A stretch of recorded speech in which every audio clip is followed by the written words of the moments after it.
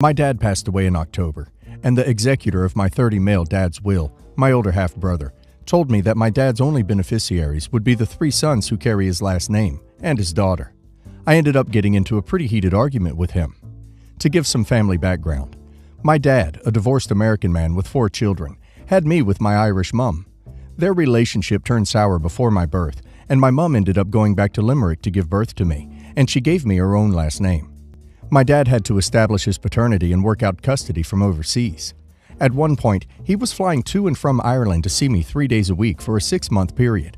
There's been a lot of bad blood between my parents, and my dad has wanted me to take his last name as an adult, which I did not end up doing for a number of reasons. I don't think my brother is lying about me being disinherited, but I also don't believe my father would disinherit me for that reason. I don't believe he was of sound mind when he made this will. My father had stage 3B lung cancer for the last 5 years of his life. He died of some sort of saprophytic infection in a collapsed lung, which was misdiagnosed as tuberculosis. At the end of his life, he was very confused and did not even remember his own children at times. He was living with another one of my brothers at the time, who was also managing his multifamily rentals, and I suspect that they may have been unduly influencing him to disinherit me. My father disinheriting me means that each of my 4 siblings receive around $800,000 more in liquid cash than they would have received if I was included. And that's not even counting his properties.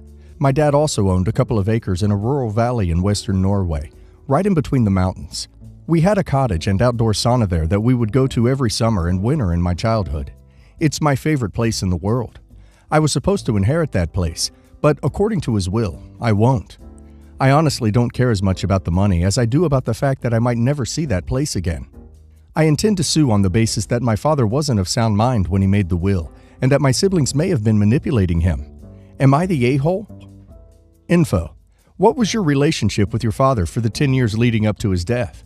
How frequently did you visit? How often did you speak to one another? For what reasons, other than blood relation, do you feel entitled to an inheritance? We talked all the time. I actually live in the U.S. now, and I was working for the Department of Veterans Affairs. Since it is my first year, I had limited options in terms of taking time off, but I still took a family medical leave to visit my father. My dad and I were very close. We had a loving relationship. There's no way he would disinherit me. Not the a-hole. Do what you have to do when it comes to money and property. If you and your dad had a good relationship prior to his death, gather everything you can to prove it. Phone records, texts, letters, etc. Get ready for a fight and file as soon as possible. My 30 female mom was cheated on by my dad, and the lady my dad cheated with got pregnant, and my dad decided to leave my mom for her. Their kid is now 17 male. I'm gonna call him Luke. My mom does not like Luke or my dad or Luke's mom. I'm not close to any of them either. I despise my stepmother, and I hated my dad for a long time too, but our relationship has improved. I barely have a relationship with Luke, but that's improving too.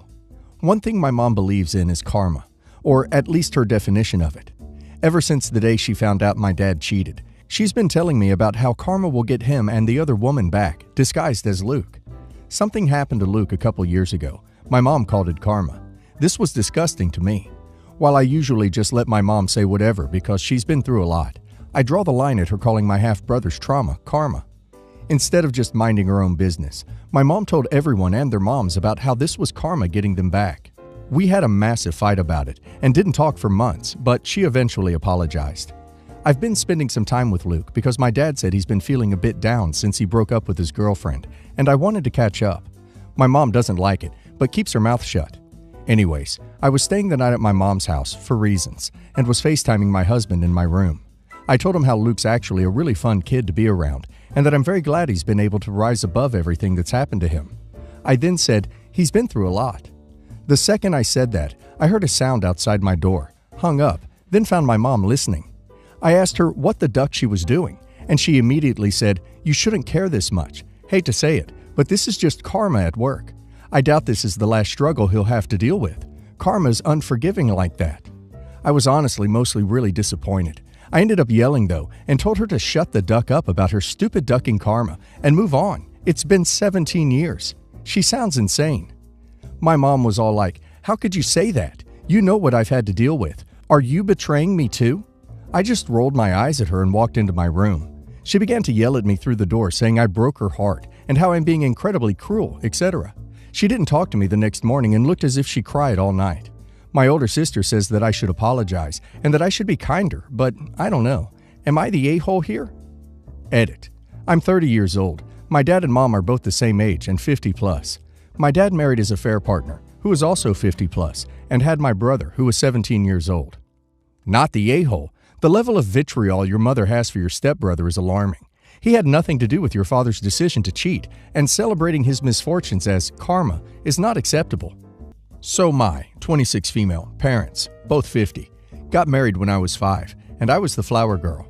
Around when I was 10, they got divorced, which no one saw coming because they never fought. I feel like I have to mention my parents are both very wealthy and kept finances separate, and so it was an easy divorce, and obviously they could pay for it. When I was about 17-ish, they decided to get back together. Me being 17 was overjoyed and was a bridesmaid at their second wedding. I really hope you see where this is going, but they ended up separating again. They didn't tell anyone and didn't get a divorce, but we all knew they were separated, and 3 years later, they wanted to renew their vows, in which I was asked to buy a nice dress for the occasion. Surprise, they got divorced, again, and only after 3 months after their renewal. After that, I sort of just lived my own life because I wasn't exactly thrilled at whatever they were doing, and honestly really over it. So, a few days ago, I got an invite in the mail to my parents' third or fourth wedding after 6 years, and so I called my mom about it. She was super excited and told me I was old enough to be her maid of honor and that she wants me to buy a $1,500 dress. That's a solid no for me. I told her I'd be her maid of honor, but I'm either going to wear the original bridesmaid dress, which is a cream color, or the other nice one I got, which is brown, because I'm not buying a $1,500 dress. She freaked out and told me that those don't match the color scheme, pink and green, and that she knows I can afford it. Which is true. I got an inheritance from my grandfather's passing. However, when my fiancé and I moved in together, he made clear that he didn't want me to be paying for most things, and he wants to do it 50-50. So we got a small apartment that he could afford to pay his share of, and all of my extra money is in savings, college fund, because we wanted a large family of 5 to 7 kids, and they are, well, expensive. So I reminded my mom of that, and told her that I also would like to use my money on other things that wouldn't be worn once, and I'll have to buy a new one every 3 to 6 years. My mom called me a spoiled brat, and that I'm wasting my privilege. I have no words, and that I'm telling her I won't be a part of my own parents' wedding. I told her that I was going to be willing to show up to the wedding and not be the maid of honor, but at this point, I'm not showing up at all, and told her to call me when they get their next divorce. I hung up and got a slew of nasty emails from my family throughout the day, and my friends are divided on if I made the right call with the premise that they are my parents. Am I the a-hole? Not the a-hole. I'm sorry, but once it's the third, fourth time to the same person, it's no longer a special event or moment. That's just a massive display of stupidity. It's totally reasonable that if they are doing this every 5 years or so, to say that either they really should not be together or that they really want the attention. Though to me, this situation reads as two people who are not compatible but can't stand not having someone to give them attention. If she lets you go, I recommend a book on divorce as a wedding gift. I think they need it. I, female 34, have met my now husband, male 35, when we were in uni. We've been together for 14 years at this point. We moved in together quickly, only after going out for a few months, and after the honeymoon period was over, we realized that we're not compatible sleepers. We were happy as a couple, but our sleeping habits and preferences really didn't match. He likes scratchy blankets, when I like soft fabrics. He snores loudly, and it wakes me up. He moves a lot. He makes my bed too hot. My duvet was too thick for him, and so on and so forth. We tried compromises such as separate duvets, etc., and they did work a bit, but were not ideal. So eventually, the next house we rented had 2 bedrooms, and it worked like a charm. We could pick whatever bedding we wanted. We weren't disturbed in our sleep, and overall had better sleep quality. Sure, if one of us felt the need for cuddles, we still would occasionally sleep in the same bed, but majority of nights were slept separately, and we were better than ever. When we bought our house, we made sure each of us could have our own bedroom, and we did what we wanted with them. It really works wonderfully for us and makes us happier as a couple. On Friday, I was out on Christmas dinner with my coworkers. It wasn't anything fancy, and after that we went out to a pub for a few drinks, and some of my coworkers invited their partners as well. My coworker, work friend Susie, her husband, a few other coworkers and I were sitting at the table drinking and chatting, and somehow the conversation went to snoring spouses. No idea who or why started it, but we were all slightly tipsy. Someone asked me if my husband snores as well, And I said yeah, which is why we have separate bedrooms. Didn't think much of it. Susie's husband seemed interested in the idea and asked me a few questions, which I honestly replied to. Basically things I mentioned above. Today Susie called me, really angry, saying I was an a-hole for even mentioning that I have a separate bedroom. Saying things like, "Who does that? And you must be really unhappy, and stop pretending it makes you happy, you're just faking it," and so on. She was furious, pretty much crying and shouting at me. I was quite surprised and tried to understand what the hell happened. I guess I should have just disconnected, but this was so unlike her. Well, it turns out Susie snores a lot, and her husband loved the idea of having separate bedrooms and wanted to try it. Susie sees it as an ultimate end to their relationship, as disrespectful, as not something married couples should do. So now she blames me for introducing her husband to the idea and validating it with my lies. I haven't lied. I didn't think I did anything wrong at the time, but I do feel bad for her and wonder, am I really an a-hole here? Not the a-hole. It's not your fault that it doesn't fit in her perfect little image of what a marriage should look like. You are not the a-hole. Separate bedrooms have saved a lot of marriages. Susie is just pissed at her husband and taking it out on you. So, context. I, 25 female, am 8 weeks, 3 days pregnant, and have been keeping this secret from everyone except my sister-in-law, 28, for over a month now. I told her as soon as I found out, because she's the only one who knew we were trying.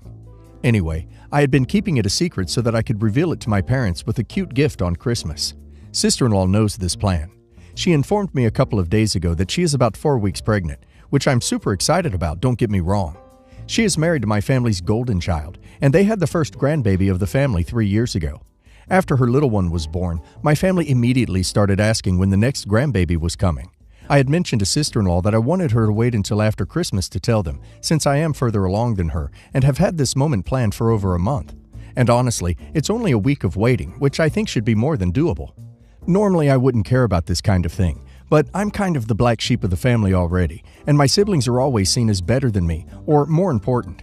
She had agreed that she would wait until after Christmas to tell my parents, so that I could have a moment where my family was excited for me and wasn't comparing me to any of my siblings. Well, today she texted me that she's decided to tell them tonight because they are visiting anyway. I'm kind of upset about this because now when I tell my parents, that rare moment of excitement that I've been waiting for will be overshadowed by the golden child announcing first. I was going to ask her not to do this today, as we had an agreement, but now I'm unsure. I don't know. I feel like I'm overreacting, but this genuinely hurts my feelings as she knows how excited I was to announce this pregnancy that my parents have been waiting 3 years for. The saddest thing about this post is you feeling that announcing your pregnancy will finally get their attention and approval. If your sister-in-law announcing her pregnancy means you won't get the approval and attention you crave, then there is a big problem with your family. Stop accepting the role of black sheep in your family. You deserve better. No a-holes. A while back, I, male 40s, dated a woman, female 30s, whose father, male 60s, was a nice enough person, but a bit overprotective of his adult daughter. After about a month of dating and without any reason to do so, he ran a full background check on me, including a credit check, without my knowledge or permission. It came back clean and my girlfriend told me about it immediately after the fact. I noticed the 5-point hit on my credit rating, but that wasn't a big deal. I was more peeved that someone ran a criminal and financial check on me without my knowledge or consent. But I decided to let it go to keep the peace. We broke up 3 months later and had little contact after the breakup.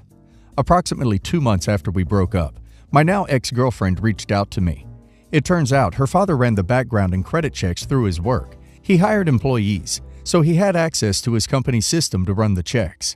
He digitally clicked that he had granted consent to the checks, but of course I had not done so, and he had no backbone.